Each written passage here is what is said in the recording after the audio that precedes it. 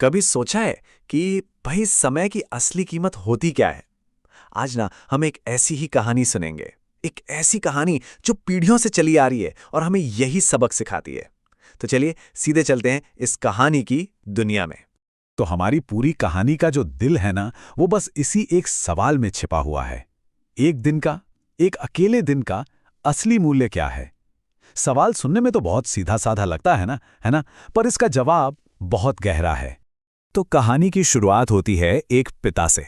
अब हर पिता की तरह उन्हें भी अपने बेटे की बहुत फिक्र थी। वजह वजह ये थी कि बेटा बिल्कुल लक्ष्यहीन था।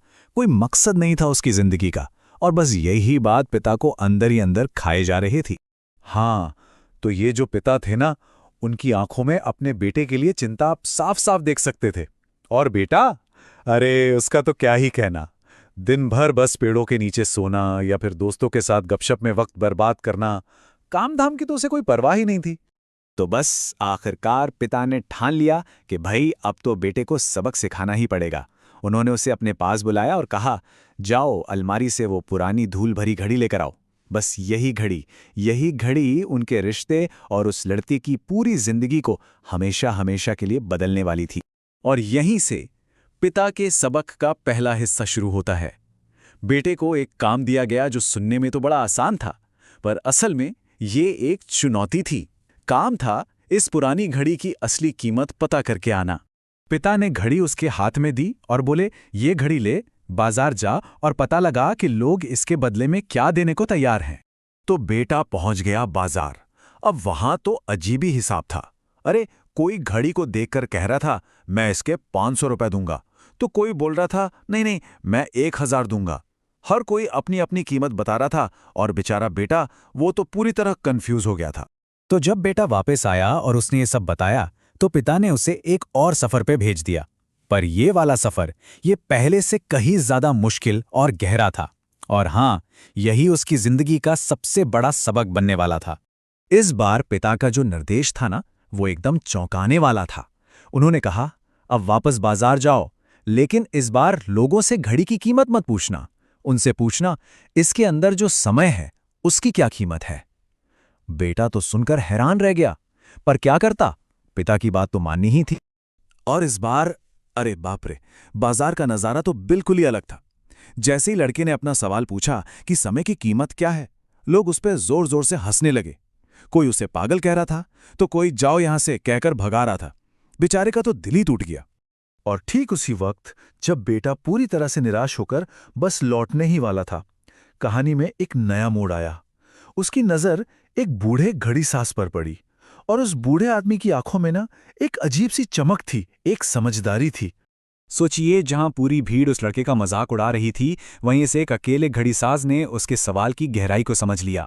उसने अपना काम रोका, लड़के की तरफ देखा और डांटने के बजाय एक बहुत ही प्यारी मुस्कान के साथ उसे अपने पास बुलाया।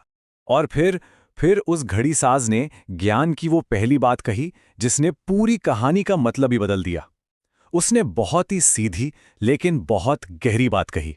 उसने आगे समझाया, बेटा, समय एक ऐसी नदी की तरह है जो बस आगे ही बहती है, कभी पीछे नहीं मुड़ती। तुम अपनी सारी दौलत सब कुछ लुटा दो, लेकिन जो एक पल गुजर गया उसे वापस नहीं ला सकते, कभी नहीं। उस समझदार घड़ीसाज ने समय की दो तरफा सच्चाई बताई।